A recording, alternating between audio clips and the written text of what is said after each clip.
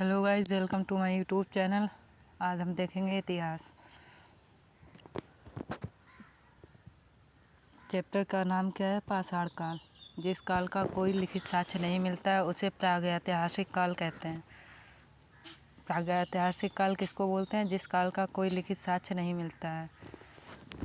आदि ऐतिहासिक काल में लिपि के साक्ष्य तो हैं, किंतु उनके अपठ्य या दुर्बोध होने के कारण उनसे कोई निष्कर्ष नहीं निकलता है। जब से लिखित विवरण मिलते हैं वह ऐतिहासिक काल है। प्रागैतिहास के अंतर्गत पाषाणकालीन सभ्यता तथा आदि इतिहास के अंतर्गत सिंधु घाटी सभ्यता एवं ताम्र सभ्यता मतलब आहार जोड़वे संस्कृति आती है, जबकि छठी शताब्दी ईसा पूर्व के आसपास से ऐतिहासिक काल का आरंभ होता है। सर्वप्रथम 1863 में भारत में पाषाणकालीन सभ्यता का अनुसंधान प्रारंभ हुआ। पाषाण निर्मित उपकरणों की अधिकता के कारण संपूर्ण पाषाण युगीन संस्कृति को 3 मुख्य चरणों में विभाजित किया गया। ये है पुरापाषाण काल, मध्य पाषाण काल और नवपाषाण काल। एक बार इसको फिर से रिवाइज कर लीजिए।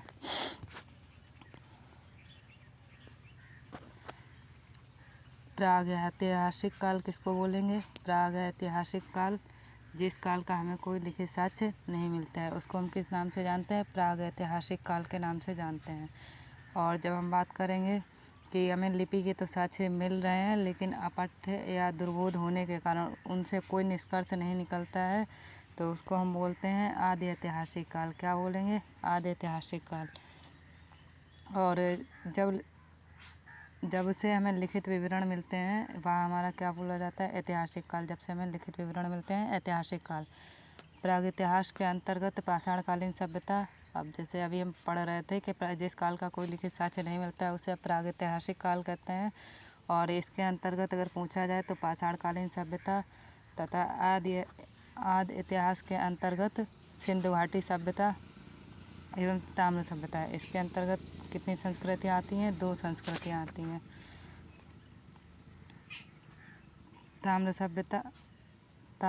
ताम्र सभ्यता, सिंधु घाटी सभ्यता। जबकि छठी शताब्दी ईसा पूर्व के आसपास से ऐतिहासिक काल प्रारंभ होता है। तो मोस्टली ये पूछा जाता है कि ऐतिहासिक काल छठी शताब्दी ईसा पूर्व से स्टार्ट हो रहा है, और जब आप पढ़ेंगे तो यहाँ पे महाजनपद काल भी स्टार्ट होगा।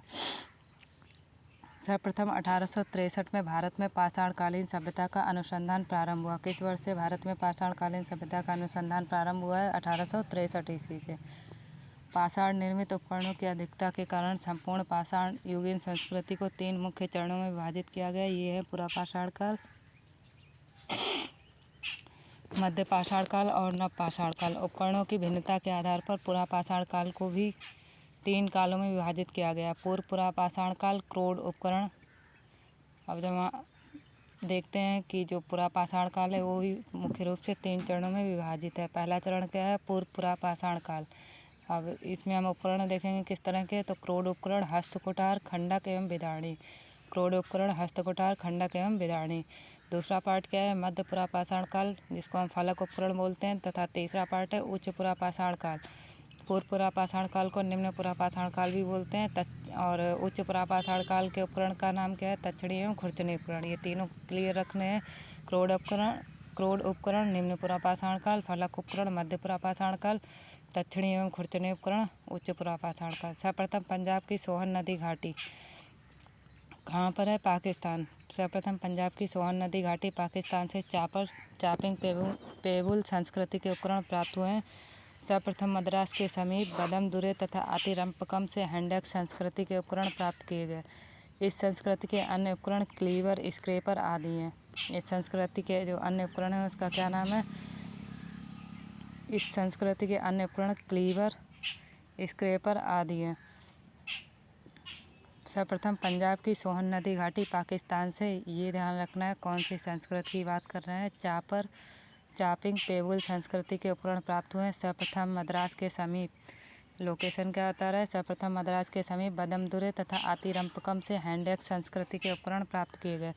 इस संस्कृति के अन्य उपकरण क्लीवर, स्क्रैपर हैं। भारतीय भूगर्भ सर्वेक्षण इंडियन जियोलॉजिकल सर्वे के वैज्ञानिक रॉबर्ट ब्रूस फुट, क्या नाम ध्यान रखना है? रॉबर्ट ब्रूस फुट, ब्रिटिश भूगर्भ वैज्ञानिक और पुरातत्वविद थे। 1863 में रॉबर्ट ब्रूस फुट ने मद्रास के पास पल्लवरम नामक स्थान से पहला हैंडेक्स। अब कन्फ्यूजन यहाँ पर क्या होगा, अभी हमने पीछे मद्रास पढ़ा था तो वहाँ पर हम क्या पढ़ रहे थे कि मद्रास के समीप बदमदुरे और यहाँ पर है पल्लवरम। तो पल्लवरम से हमें पहला हैंडेक्स मिला है, लेकिन बदमदुरे से हैंडेक्स संस्कृति के उपकरण प्राप्त किए गए।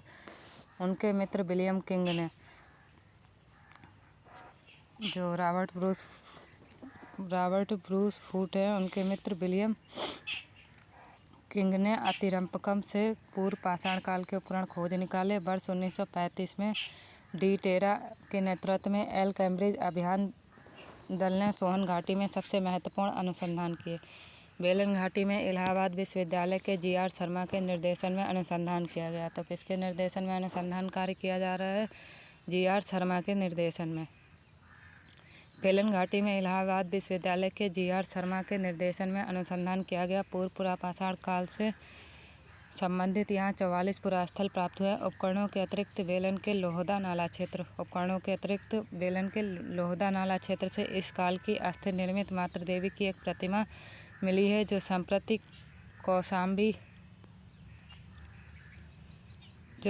कौशाम्बी संग्रहालय में सुरक्षित है। फलकों की अधिकता के कारण मध्य पुरापाषाण काल को फलक संस्कृति भी कहा जाता है। उपकरणों का निर्माण किस पत्थर से किया गया? क्वार्ट्जाइट पत्थरों से किया गया। उपकरणों का निर्माण क्वार्ट्जाइट पत्थरों से किया गया है। पुरापाषाण कालीन मानव का जीवन पूर्णतः प्राकृतिक था। वे प्रधानतः शिकार पर निर्भर रहते थे तथा उनका भोजन मांस अथवा कंदमूल हुआ करता था। अग्नि के प्रयोग से अपरिचित रहने के कारण वे कच्चा मांस खाते थे। जब हम पुरापाषाण की बात कर रहे हैं तो अग्नि के प्रयोग से अपरिचित रहने के कारण वे कच्चा मांस खाते थे। इस युग का मानव शिकारी एवं खास संग्राहक था। मुख्य पॉइंट है, इसको ध्यान रखना है कि पुरापाषाण काल का मानव कैसा था? शिकारी एवं खास संग्राहक था। किस काल की बात हो रही है? पुरापाषाण काल की। और इसके उपकरणों का निर्माण किससे होता था? क्वार्ट्जाइट पत्थरों से किया जाता था। भारत में मध्य पाषाण काल के विषय में जानकारी सर्वप्रथम 1800 अब आते हैं मध्य का पाषाण काल। तो इसके बारे में जानकारी सर्वप्रथम 1867 से 68। इससे पहले हम देख रहे थे 1863, एक बार हमने मेंशन किया था। 1867 से 68 में हुई, जब आर्कीवाल्ड कार्लाइल ने विंध्य क्षेत्र से शैल क्षेत्र खोज निकाले, रॉक पेंटिंग खोज निकाले। मध्य पाषाण काल के विशिष्ट औजार सूक्ष्म पाषाण या पत्थर के बहुत छोटे औजार हैं। भारत में मानव अस्थिपंजर सर्वप्रथम ये पॉइंट ध्यान रखना है कि मानव अस्थिपंजर सर्वप्रथम हमें किस काल से प्राप्त हुआ है? तो मध्य पाषाण काल से। किस काल से प्राप्त हो रहा है? मानव अस्थिपंजर मध्य पाषाण काल से ही प्राप्त होने लगता है। गुजरात स्थित लंगनाज सबसे महत्वपूर्ण पुरास्थल है। लंगनाज पूछ सकता है लोकेशन कहाँ पर है, तो गुजरात में है। लंगनाज स्थित गुजरात महत्वपूर्ण पुरास्थल है। यहाँ से लघु पाषाणों उपकरण के अतिरिक्त पशुओं की हड्डियाँ, कब्रिस्तान, जो लंगनाज है वहाँ से हमें क्या क्या मिला है एक बार क्लियर देख लीजिए। एक तो लघु पाषाण उपकरण मिले हैं, पशुओं की हड्डियाँ मिली हैं, कब्रिस्तान तथा कुछ मिट्टी के बर्तन भी प्राप्त हुए हैं। यहाँ से लघु पाषाण उपकरण के अतिरिक्त पशुओं की हड्डियाँ, कब्रिस्तान तथा कुछ मिट्टी के बर्तन भी प्राप्त हुए। यहाँ से 14 मानव कंकाल भी मिले हैं। यहाँ से कितने मानव कंकाल मिले हैं? 14 मानव कंकाल मिले हैं। लंगनाज एक बार एग्जाम के व्यू से देख लीजिए कि लंगनाज का जब अगर आता है, लंगनाज कहाँ पर स्थित है? गुजरात में। लंगनाज से हमें क्या क्या मिला है? तो लघु पाषाण उपकरण के अतिरिक्त पशुओं की हड्डियाँ, कब्रिस्तान तथा कुछ मिट्टी के बर्तन मिले हैं। और यहाँ से मानव कंकाल भी मिला है। क्या मिला है? मानव कंकाल। मध्य पाषाण कालीन माधाहा प्रतापगढ़ यूपी से हड्डी एवं सींग निर्मित उपकरण प्राप्त हुए। तो मध्य पाषाण कालीन माधाहा में जब हम पढ़ेंगे प्रतापगढ़ यूपी, तो यहाँ से हड्डी एवं सींग निर्मित उपकरण प्राप्त हुए हैं। जी.आर. शर्मा ने माधाहा के 3 क्षेत्रों का उल्लेख किया है। तो माधाहा कई बार पूछा गया कहाँ पर है? माधाहा है हमारा यूपी के प्रतापगढ़ में। यहाँ से हड्डी एवं सींग निर्मित उपकरण प्राप्त हुए हैं। जी.आर. शर्मा ने माधाहा के 3 क्षेत्रों का उल्लेख किया है, जो झील क्षेत्र, बूचड़खाना संकुल क्षेत्र एवं कब्रिस्तान निवास क्षेत्र में बटा था। यहाँ पर एक तो हमारा झील क्षेत्र हो गया, झील क्षेत्र। दूसरा हमें क्या ध्यान रखना है? दूसरा हमें ध्यान रखना है बूचड़खाना संकुल क्षेत्र। क्या ध्यान रखना है? बूचड़खाना संकुल क्षेत्र। तीसरा क्या ध्यान रखना है? कब्रिस्तान निवास क्षेत्र। तीसरा कौन सा है? कब्रिस्तान निवास क्षेत्र।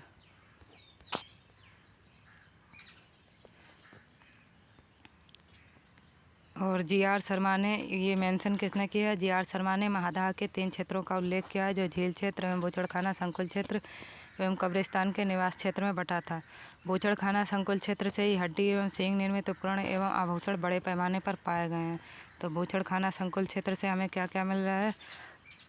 बूचड़खाना संकुल क्षेत्र से ही, यानी जो बूचड़खाना संकुल क्षेत्र है वहाँ से हमें क्या क्या मिल रहा है? बूचड़खाना संकुल क्षेत्र। पहले तो हमें वर्ड ही क्लिक रखने हैं माइंड में कि किस वर्ड पर हम क्या पढ़ रहे हैं। तो बूचड़खाना संकुल क्षेत्र से ही हड्डी एवं सींग निर्मित उपकरण, हड्डी एवं सींग निर्मित उपकरण एवं आभूषण बड़े पैमाने पर पाए गए हैं। डॉक्टर जयनारायण पांडे द्वारा लिखित पुस्तक। डॉक्टर जयनारायण ने कौन सी पुस्तक लिखी है? डॉक्टर जयनारायण पांडे द्वारा लिखित पुस्तक पुरातत्व विमर्श में महादाह, सरायनहार राय एवं दमदमा तीनों ही स्थलों से हड्डी के उपकरण एवं आभूषण पाए जाने का उल्लेख है। डॉक्टर जयनारायण पांडे द्वारा लिखित पुस्तक पुरातत्व विमर्श में महादाह, सरायनहार राय एवं दमदमा तीनों ही स्थलों से हड्डी के उपकरण एवं आभूषण पाए जाने का उल्लेख है। दमदमा में, अभी यहाँ पर हमने महादाह पढ़ा था तो कहाँ पर ध्यान किया था? प्रतापगढ़ यूपी। दमदमा में किए गए उत्खनन के फलस्वरूप पश्चिमी तथा मध्यवर्ती क्षेत्रों से कुल मिलाकर कितने मानव समाधान प्राप्त हुए हैं? 41 मानव समाधान ज्ञात हुए हैं।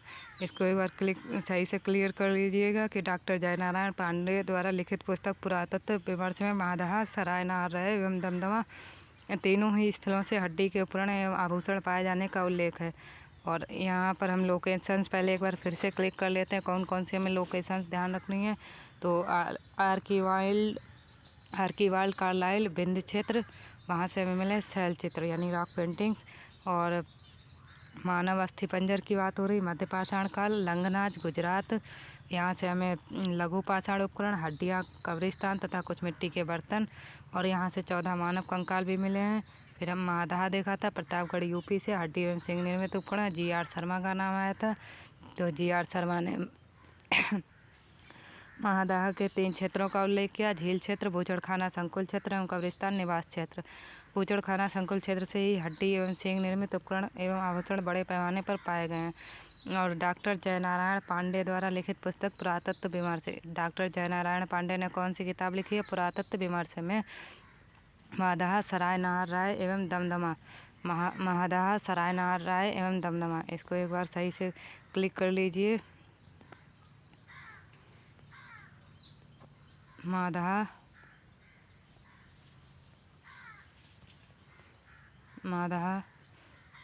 दमदमा,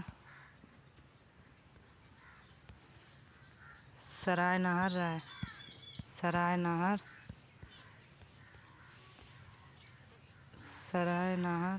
राय, ओके।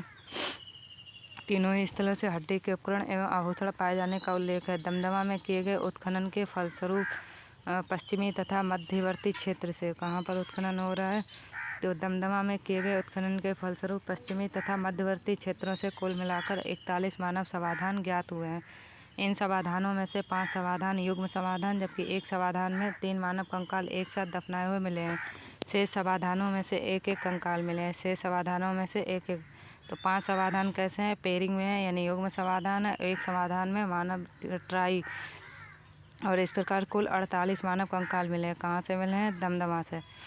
और सरायनहार राय से ऐसी समाधि मिली है जिसमें 4 मानव कंकाल, अगर पेपर में आ जाए कि 4 मानव कंकाल, इसको हाईलाइट कर लीजिएगा कि 4 मानव कंकाल कहाँ से हमें मिले हैं? सरायनहार राय से। 4 मानव कंकाल हमें कहाँ से मिल रहे हैं? सरायनहार राय से। 4 मानव कंकाल सरायनहार राय। यहाँ की कब्रें समाधियाँ आवास क्षेत्र, यहाँ की कब्रें यानी समाधियाँ आवास क्षेत्र के अंदर स्थित थीं। कब्रें छिछली तथा अंडाकार थीं।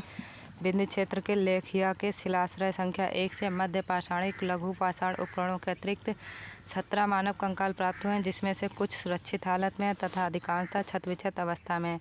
अमेरिका के ओरेगॉन विश्वविद्यालय के जॉन आर लुकास के अनुसार, क्या नाम है?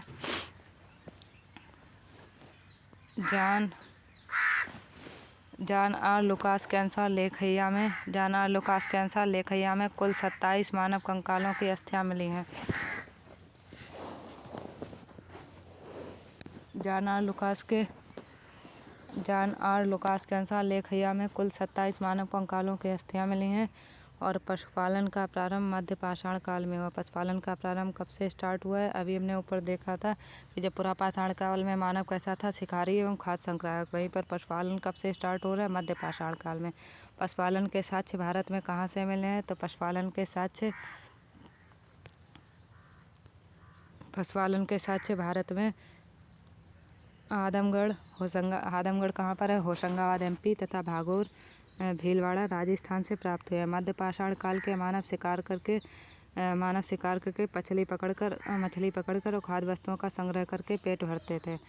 तो आज इतना ही रखते हैं। कल से हम थोड़ी तबीयत ठीक नहीं होने की वजह से क्लासेस कंटिन्यू नहीं हो पा रही है। फिर विद टाइम इसमें इम्प्रूवमेंट किया जाएगा और जो क्लास 15 मिनट में बन रही है उस क्लास को कोशिश की जाएगी कि 10 मिनट में ही कंप्लीट कर दिया जाए। Thanks so much for watching. और जो यूट्यूब चैनल पे कंटेंट पढ़ाया जा रहा है उसकी कॉपी या PDF प्राप्त करने के लिए हमारे टेलीग्राम चैनल को सब्सक्राइब कीजिए, जो जिसकी लिंक डिस्क्रिप्शन में दी गई है। Thanks so much.